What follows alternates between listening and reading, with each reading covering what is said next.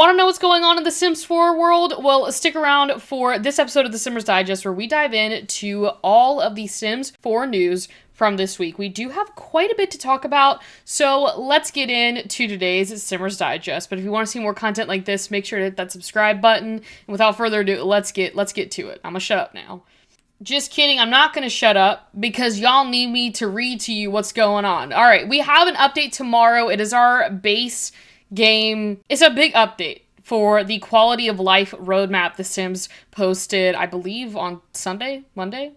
Anyways, we talked about it on Monday, but we know that the update is coming out the 18th of September, the 23rd of September for my console players. So basically, I'm going to go through this a little quickly because the main thing that I want to go down is to remind you guys of exactly what to do in your game to make sure that nothing gets broken, because I know a lot of us are still struggling from that August 19th update, and it has placed a lot of Simmers in a place where they can't exactly play the game, or their mods are just still not working, or they finally got their mods folder back together and now there is this next base game update, and a lot of us are scared. So I kind of just want to go over exactly what to expect for tomorrow. So The Sims released the tuning description file. So if you are a modder or a custom content creator, you can take a look at that. But you can also get this, tuning description file via The Sims Discord. So this is where it is at, but it is basically so you can be prepared ahead of the new expansion pack release. It kind of goes into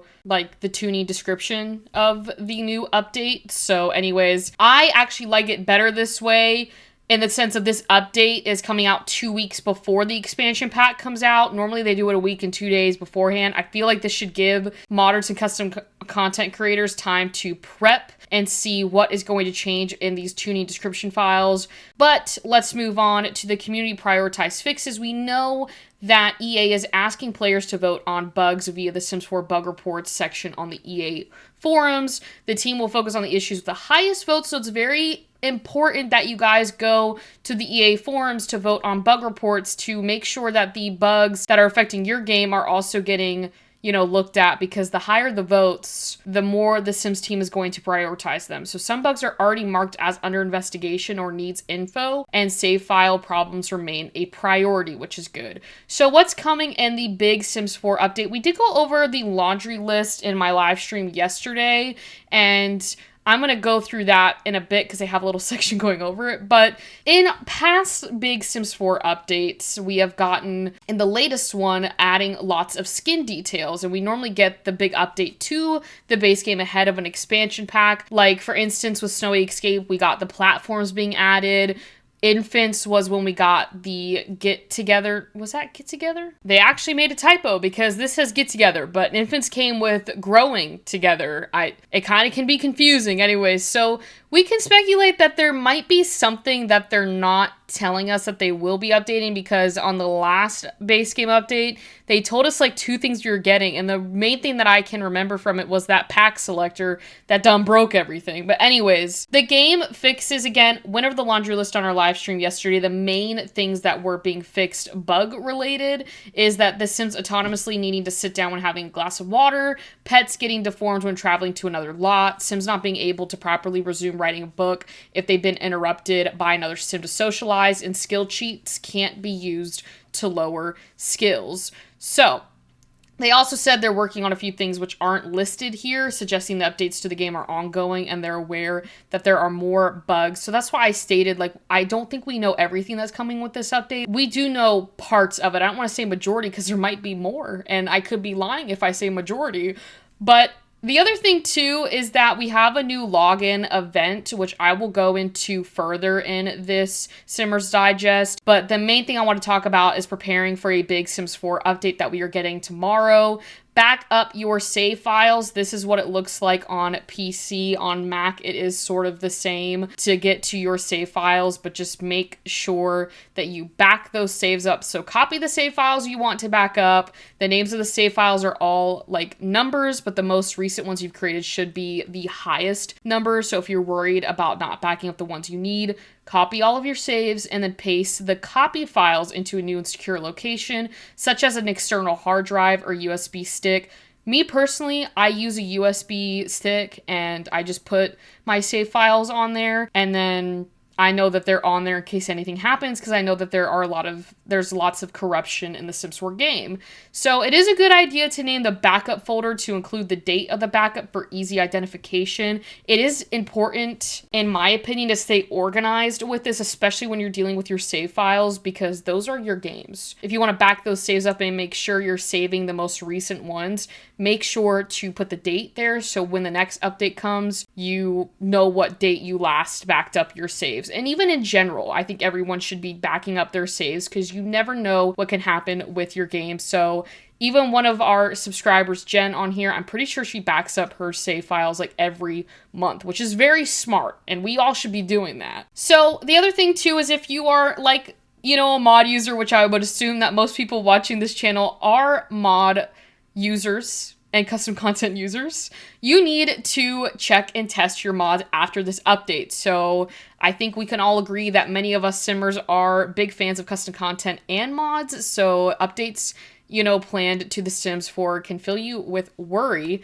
as I have been talking about the last few days of how worrying and stressful these updates can be, because you never know what's going to happen. But using the 50-50 rule is one of the best principles that I can tell you when trying to figure out what's broken and what's not broken. Also using the better exceptions mod, if that is working, if that is updated, as well as Scarlett's mod list. But the 50-50 principle is basically your mods and then half of your mods, and then you just continue to trickle down to see what the problem is. It is a lengthy process, but it does work. It works, okay? So the best way to do this is just to make 3 folders, they say. I have folder. You don't have to name these, you know, exactly how they're saying. I do it with working, broken, and then untested like they do. I don't say tested clear. I just say working or broken and then just untested is what I do. So you can move all your mods to the untested folder and then delete the thumb cache file. This is a package file that can be found in your Sims 4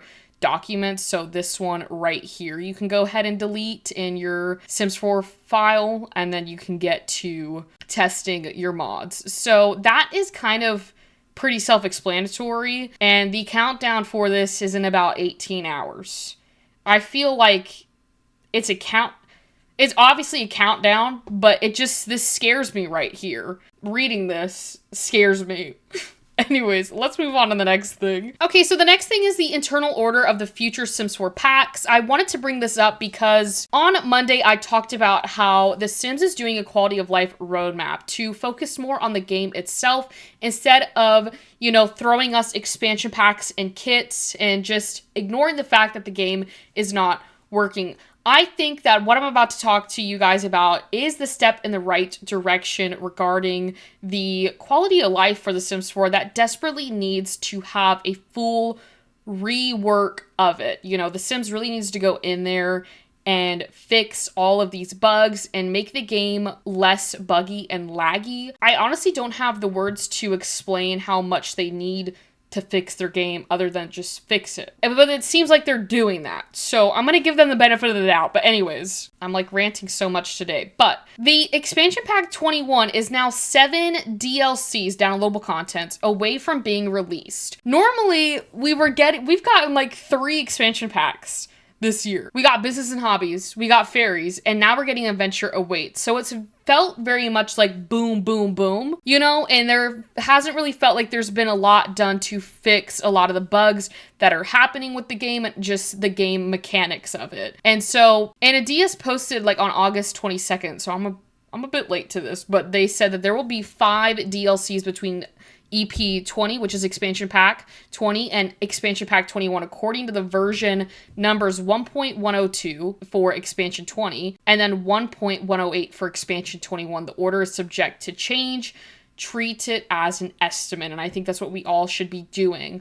So then yesterday, September 16th, Anna Diaz said that expansion pack 21 was push 2 DLCs back, making it version change from the 1.108 to 1.110, meaning there will be, instead of the 5 DLCs, there will be 7 DLCs between Adventure Awaits and the next expansion pack. So the next thing is like, everything is subject to change. Take what I just said up here with like a grain of salt, because the Sims could change their mind. But judging that with the current rumors of the Sims 4 base game going through this whole refresh stage and the first roadmap of updates, this quality of life updates being pushed out, you should take this Sims 4 pack release order as non-final. But still, it's interesting to see how things move inside and what other DLC releases could there be in store for us. I would assume that the majority of these 7 DLCs would probably be kits, but I would also like to be hopeful and say that there might be a shift in a pack release dynamic. You know, maybe we can see some stuff packs again. Maybe game packs. I don't know, that might be too much. Maybe I should just stick with like kits. I'd be down for more stuff packs. I love my stuff packs. I miss the days of stuff packs, and I really wish that they would bring it back, because the last stuff pack we got was the Home Chef Hustle pack, and I really hope that they just dial it back with these expansion packs, really start to do this refresh stage. They better do this refresh stage. This is the current roadmap, though. We know Adventure Awaits EP got revealed. As of right now, we are waiting on the event to begin and the Sims 4, as well as that base game update that is stated for the 23rd, but that's because it's consoles. We are getting it the 18th for PC and Mac. And then Adventure Awaits launches on October 2nd. We get the Autumn Apparel kit on the 9th. And then the event ends, which will probably end on December 4th, because they'll probably extend it. And then we get another base game update, creator kits, another base game update, new kits. So what are y'all's thoughts on what's going on? But we're going to go ahead and move to the next thing. I'm sure everyone is thrilled with the next thing I'm going to dive into, and that is our new event, guys. I'm not gonna lie, I kind of do like these events only because I can UI cheats through them. But I wanted to go over some of the rewards that we're getting with this Forever Friends limited event. I'm not gonna lie to you, I do like the events rewards. Like, I like to get new items into the Sims game, and considering this seems to be more of a kid-themed event, I am very excited for it. It starts September 23rd, goes to November 5th. Again, I'm gonna make this joke again, they're gonna push it to December 4th, and then you'll be able to get exclusive rewards from different tasks to do in the game. The first reward being a login reward, which is this stuffed animal, if I'm not mistaken, down here. Or I guess maybe plushie. I'm not really sure what you would call that, but it looks very cute. Basically, these are the event like roadmaps. Login, you get the, plushie. Week 1, you get a new magnet board right here with some hand accessories and then a new recipe. For week 2, you get a new photo frame. You also get a feminine top, and then you get a pillow object. I'm already seeing something that I want. Week 3, this toy decor right here. This looks so cute. Oh my god, I want that. And they have new shoes as well as new bottoms that kind of look like leggings. Week 4, you get a new outfit for adults and child Sims, as well as a new trait. And then a weekly rewards also include new magnet collectibles. That is quite cool. I'm wondering if they'll keep up with the magnet collectibles, but it does seem very fitting for this expansion pack. Here's just my thoughts on it with the magnets. I'm thinking of like camping, because your kids will be able to go to that camp getaway retreat thing. And, it kind of seems like a Girl Scout, Boy Scout thing. So you get like little badges for what you've completed. So the magnets kind of remind me of that. All right, next up, going over this pretty quickly, we got a new official trailer for the Sul Sul Island. We know that with Adventure Awaits, you are getting the opportunity with custom venues to have more of like a reality TV show style gameplay. So September 17th, the article update, the Sims team has released some new promotional images for the cast of Sul Sul Island. So these are the cast members of this now. Now, again, this is not a real reality TV show. It is real fun, is what I read when reading this article. But anyways, in the previous trailer released for The Sims 4 Adventure Awaits, the expansion pack, we had a glimpse of the new custom venues, which I'm very excited to see how they work in the game, including the cross-pack functionality that allows to unlock new venue behavior and activities such as the one seen in Sul Sul Island portion of the trailer, where vampires, island living, and seasons allowed for more diverse competition features. So it says in the Sul Sul Island trailer, we get introduced to the sim host Jane Addams and sim competitors including Dami and Quinn, Granny Gibby and Maxwell, Solana and Windenburg, Rob and Andre and Seb. Some of the sims shown below are most likely new townies and NPCs from the world of Gibby Point. So it kind of goes through some of these screenshots, and then together they'll be competing for the throne on the Ultimate Survival Championship, only this time without any cross-pack features and only showcasing the ones with The Sims 4 Adventure Awaits. So basically, as noted in the full trailer, this is not a real show. However, it's just one of the ways you can utilize the new custom venues to your competitive liking. And that kind of summed up everything. They have the trailer right here, but literally these screenshots kind of show you what the trailer was. But I thought it was cool, kind of giving you another insight into what to expect with this expansion pack. So the next thing I'm going to move on to, and our last thing of the day, we got a full summary of The Sims 4 Adventure Awaits Townies and Lore Q&A today. Now, as you can see here, 16 minutes. Okay, I am not going to go over this entire thing. What I am going to do is point out things that seem interesting, or rather, enticing to the actual expansion pack. If you would want to go through this, you can go to the Sims 4 Discord, I'm pretty sure is where they held it today, or you can go to Sims Community, which will be linked in the description of this video, because all credits to the Sims Community for putting these articles together so that I can inform you guys. Again, it is a 16-minute read. I'm going to try and go over it quickly. Let's get into it. This did happen today, so if you are curious on the Townie lore, you can come down here and fully read it. But basically, the first question was, can we woohoo Priella? I don't know why you would ask that. It is a bird. Priella doesn't woohoo in the suit, though you can... is it... Who are they talking about with this bird? Is that the bird that they're talking about? Why would you want to woohoo that? Anyways, you can't woohoo in the suit, though you can romance her. You can still kiss/hug her, though if you romance her enough, you can add her to the household. And important note, the suit is special to townies who are the peculiar plumbird, so if you add Priella to the household, someone else will don the suit. Okay, I think I kind of understand that. So as long as they're not in the suit, you might be able to woohoo them. How many townie families are in the world? We will have 3 households in the world and a few more special sims you'll see around too. But is there a relation to the Ravenwood Gomez family? It says, great question. There actually isn't, which I get a kick out of as I designed the Ravenwood townies. So that is kind of funny. Do the townies also live at the getaway locations? We have the Adams living on the lot for Love Highland star and Jane Addams run the getaway with the 2 roommates, Skip and Agora. And then I'm going to skim through this to get to some of the other questions kind of pertaining to like the actual pack itself. So is New Zealand known for its campsite? If you guys don't know, this expansion pack is inspired by New Zealand. So it says Gibby Point is inspired by many places, New Zealand, Australia, and national parks in the US. It looks like they took like 2 continents and just mashed them together, but I was under the impression this was based off of New Zealand. That's why I said it. Scrolling down more, because there's a lot of stuff on here, guys. Can we have plumbird pets? No, what? You can't have a plumbird? So, though they say, though I worked on the pet crow in Ravenwood, you can always have that. They're very shy and reclusive, and you see small ones around Gibby Point, but they don't want to be interacted with. I think they've had a rough go of things between overusing the hothead rock geysers warmer function for butterfly adjacent purposes and Sims getting too close.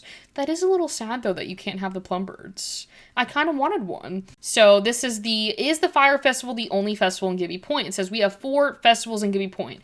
Round the Fire Festival in Wanderwood Wilds, Sunrise Sunset Festival in Crystal Valley, Glow and Flow Festival in Jellyfish Junction, and then the Fitness Fest in Jellyfish Junction. We'll have to check those out. Is there any lore tied to the jellyfish lake or glow worm cave? Yes. So the glow worm cave that used to be a cave, not really a cenote. Then the big earthquakes messed it all up, so it became more open, but it has always been a spot that's so beautiful it's practically otherworldly, literally. As in the jellyfish, they are called astral pro jellyfish, and they are not native to Giddy Point. We had some Sixum visitors who wanted to leave. You're telling me, aliens were mad. What happened was aliens were mad that they haven't been reworked or updated since this game came out, so they decided to leave behind a gift of the jellyfish. Now, they do say that the jellyfish weren't invasive, but have you seen Jellyfish Point? The jellyfish lake in this pack. It looks like they are invasive. Anyways, we're going to scroll down here because this kind of touches on the weather. I know a lot of people sometimes wonder what the weather will be in these worlds. So yes, Gibby Point supports all seasons. It's a very unique climate where the waters are warmer, allowing Sims to do water activities year-round. Oh, that's cool. And then, yeah, so I think I'm kind of probably going to wrap this up. There's a lot of stuff on this page. So again, even with cross-pack information, we use some milestones for sure for the townies. This pack, base game townies can be invited to getaways and can show up. I saw a few people ask that, and I've missed that. Apologies if I keep missing questions. Oh, they're okay. I mean, they answered a lot of questions so far, so I think that's okay. I feel bad that they felt like they had to apologize. Anyways, again, I'm going to wrap this up because there is so many things on this page. But if you really want to dive into the townies and lore, this is the Q&A that was posted today. You can get it from the Sims Discord, I'm pretty sure, and then Sims community, as I stated above. But super interesting to see all of the stuff that we are and will be getting with the Adventure Awaits pack. They also have, I'm pretty sure next week there will be another Discord Q&A. And I think this one is about the getaway system, so we'll definitely have to cover that. But thank you all so much for watching today's YouTube video. I know it was a bit of a long one. There was a lot of news to go over, but let me know what you are most excited for with this Sims 4 Adventure Awaits expansion pack. And if you want to see more content like this, make sure to hit that subscribe button. Also, if you did enjoy it, please leave a like. Please comment down below. I'm curious to see what your opinions are of this new expansion pack. And with all that being said, happy simming, and I will see you all later.